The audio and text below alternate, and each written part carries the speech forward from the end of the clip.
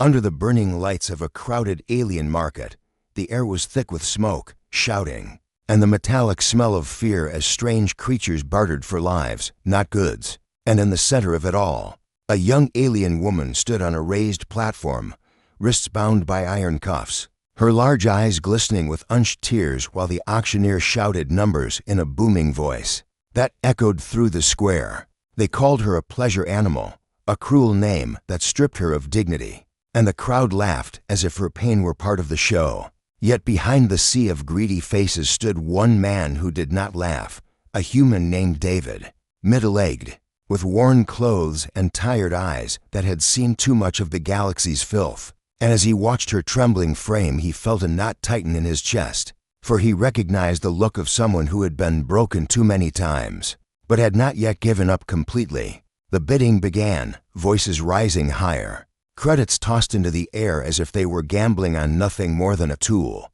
and the woman's heart pounded as she imagined being dragged away by whichever monster won, perhaps never to see freedom again. But then David's voice cut through the noise, steady and calm, offering a bid that made several traders turn in surprise. And though others tried to outbid him, his resolve did not falter, his raised hand showing that he would not step back, and slowly the market grew silent, until the auctioneer slammed his hand down and declared David the winner. Whispers rippled through the crowd, mocking the foolish human who had wasted his money on something they saw as worthless. But David ignored them, his eyes fixed only on the fragile figure now staring at him with confusion and disbelief, her mind racing with questions she dared not ask, wondering if this man was like the others, or if something different waited in the shadow of his silence. When the guards shoved her forward, she stumbled, almost falling, but David caught her arm gently, not with the rough grip of ownership, but with the steady hold of someone unwilling to let her fall. And in that single moment a spark of suspicion flickered in her heart, suspicion that perhaps this man did not see her as a purchase, but as a person. Yet fear still gnawed at her, because she knew the galaxy was filled with liars and cruelty, and hope was a dangerous thing for someone who had been sold more than once. Still she walked beside him as he guided her out of the market, away from the laughter and the smoke, through narrow alleys where neon signs flickered in alien languages, and every step felt like the edge of a cliff, uncertain if she was walking toward another prison or toward something she could not yet imagine. And in that uncertainty, the story of her fate truly began. The ship's engines rumbled like a tired beast as David guided it away from the alien market, leaving behind the neon lights and cruel laughter that still echoed in the alien woman's ears. And in the quiet hum of space, she sat on a narrow bench in the back of the cabin, her wrists free from the iron cuffs, but her spirit still bound by years of chains, her wide eyes watching the middle-aged man who had bought her without a word of command or threat. She expected the strike of a hand, the bark of an order, the cold stare of possession, yet none came, and instead David moved with calm patience, checking the ship's old panels, adjusting knobs that buzzed, and muttering softly to himself about a failing thruster, his rough hands steady and careful as though his entire life had been spent keeping broken things alive. And perhaps, she thought, that included more than just ships. When he finally turned, he placed a folded blanket beside her and a packet of food, plain, tasteless human rations, but offered without force, leaving her the choice to take it or not. And though suspicion burned within her, hunger won, and she ate in silence, never taking her eyes off the man who seemed too quiet to be trusted. Outside the windows stretched the endless darkness of space, stars like scattered sparks across a black sea. Yet inside the cabin the tension grew heavier than gravity, for she could not decide if she was safer now or simply walking into a slower kind of doom. And every time his gaze flickered her way she felt the urge to shrink back. But his eyes held no hunger, no cruelty, only a tired kindness she did not understand. Days passed like drifting shadows, and she noticed the pattern of his life, repairing old wires, patching leaks, rationing fuel with a discipline that spoke of years spent surviving on little and in small moments. He surprised her, like when he hummed softly to himself while welding a broken pipe, or when he left a cup of warmed water by her side without saying a word, as if he knew she was too afraid to ask. Still, fear clung to her chest like a parasite, whispering that kindness was often a mask, that one day he would reveal his true reason for buying her. And so she waited in silence, pretending to sleep at night while her ears strained for the sound of footsteps. But none came, for David never entered the small corner of the ship he had given her. And that absence of cruelty unsettled her more than cruelty itself, because it left her with questions she could not answer. One evening, as the ship glided through an asteroid field with sparks flickering against the hull, he glanced at her and spoke for the first time since they left the market. His voice low and steady. "You don't have to fear me here," he said, then turned back to the controls as if the words meant nothing. But to her they meant everything, and in that moment, she felt the faint stir of something she had buried long ago. Hope, but hope was dangerous, and she did not know yet if it would save her or destroy her. The days drifted into one another as the ship traveled through lonely stretches of space, and the alien woman began to notice small changes that unsettled her more than silence ever had. For one morning David walked into the cabin carrying a small metal box, and without warning unlocked the cuffs that still clung to her wrists, letting the iron fall to the floor with a heavy clang. And though her skin bore red marks where the chains had pressed for years, the freedom felt unreal, as if it were only a cruel trick meant to test her. Yet David simply placed the key back in the box and returned to his work, as if freeing her meant nothing at all. And the simplicity of the act confused her more than words could. She sat for hours staring at her bare wrists, rubbing them gently, waiting for the moment when he would reveal the price of this gift. But he asked for nothing, no service, no obedience, no gratitude. And the silence of expectation was almost heavier than the chains had been, because she had lived too long in a world where freedom always had a cost.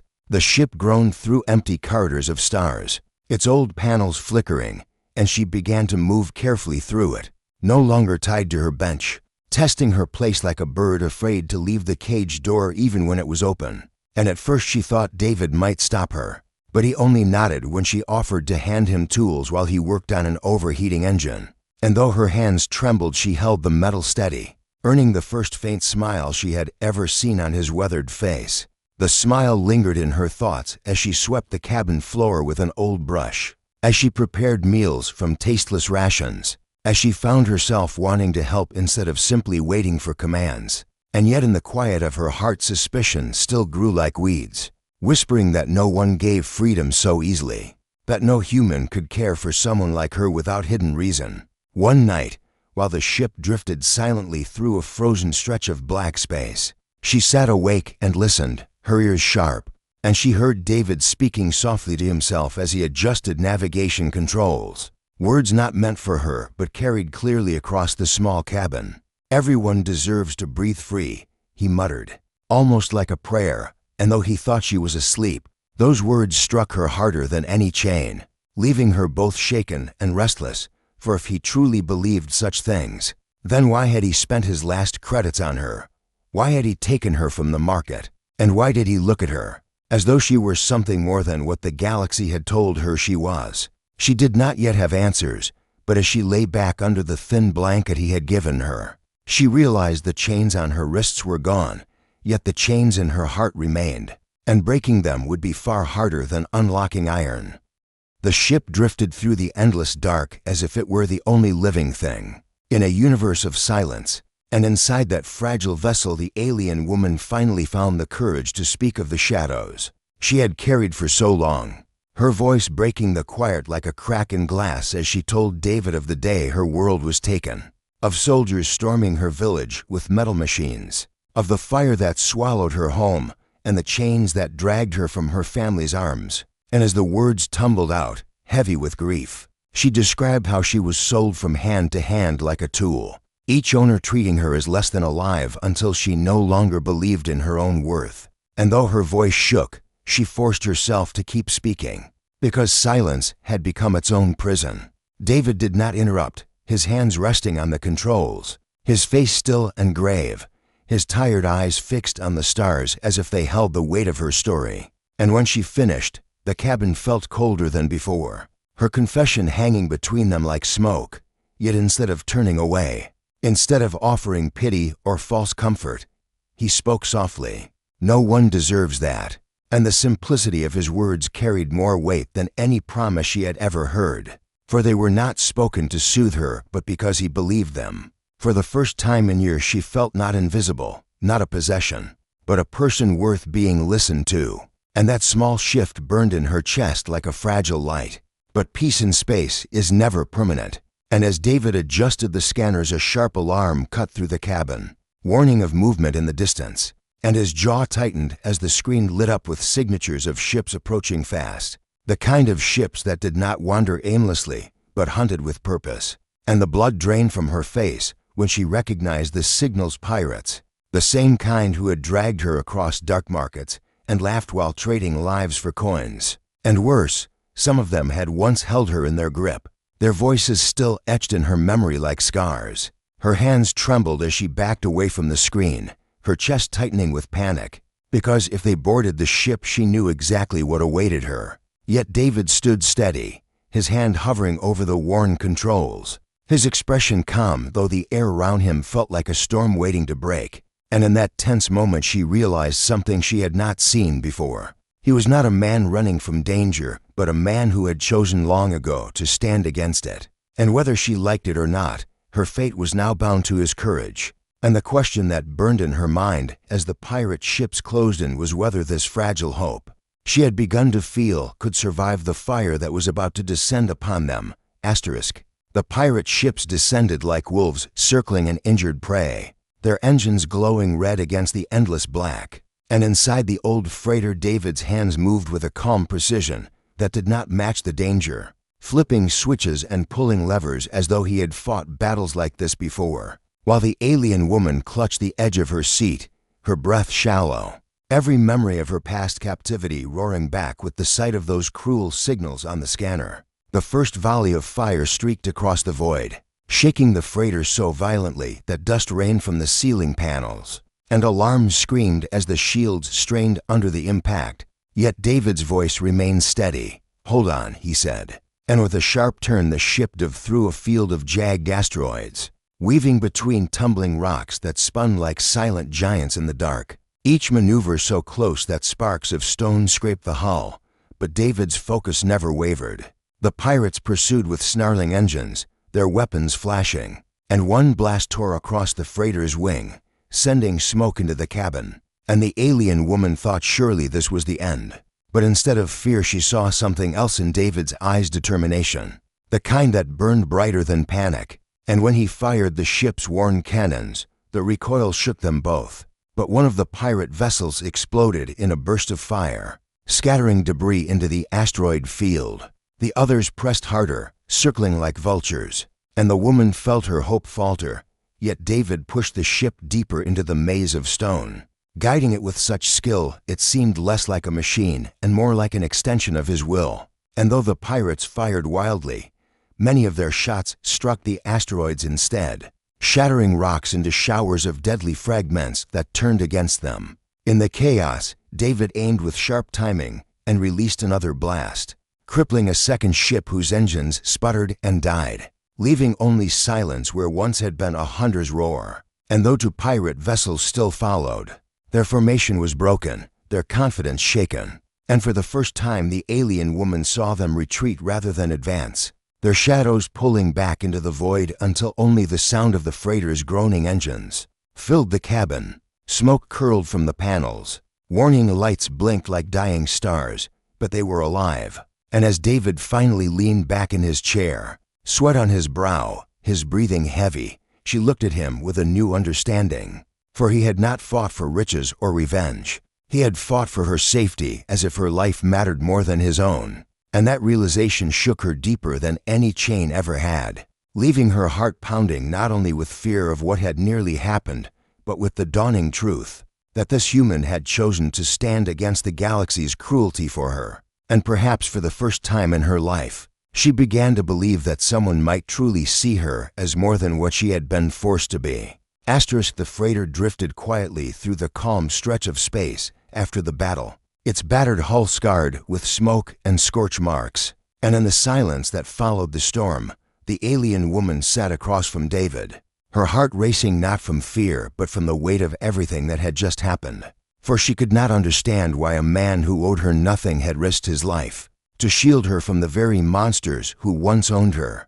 The dim cabin lights flickered, casting long shadows across his tired face as he finally broke the silence, saying in a voice both steady and weary, "I didn't buy you to keep you in chains. I only wanted to give you a chance to live free." And though the words were simple, they struck deeper than any promise she had ever heard, because freedom had always been an idea dangled before her like a cruel illusion, never something she was truly allowed to grasp. Yet here sat a man who had made that choice real.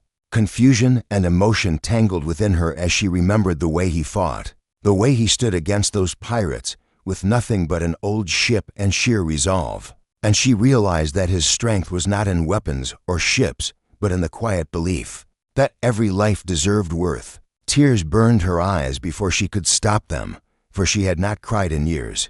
And in a trembling voice she asked the question she had been too afraid to form until now.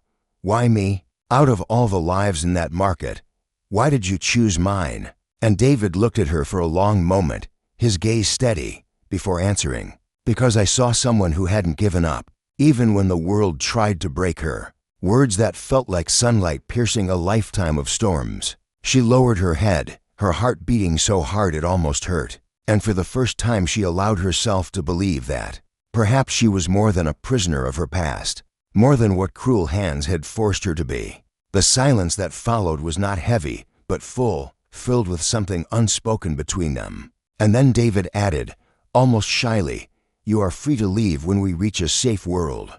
But if you wish to stay, it will never be as property, only as my equal, my partner in this journey, or even more, if you choose." And the weight of that choice pressed against her chest like a tide. For freedom was all she had ever wanted. Yet now she longed not just for escape, but for belonging. And she realized that her path no longer needed to be walked alone. She raised her eyes, shining with unshed tears, and whispered the decision that would shape both their futures, that she wished to stay, not because she was bound, but because she wanted to walk beside him, to build a life not of chains, but of trust. And as the stars stretched endlessly before them, she felt a strange peace settle over her heart, knowing that against all odds, she had found not just freedom, but a home,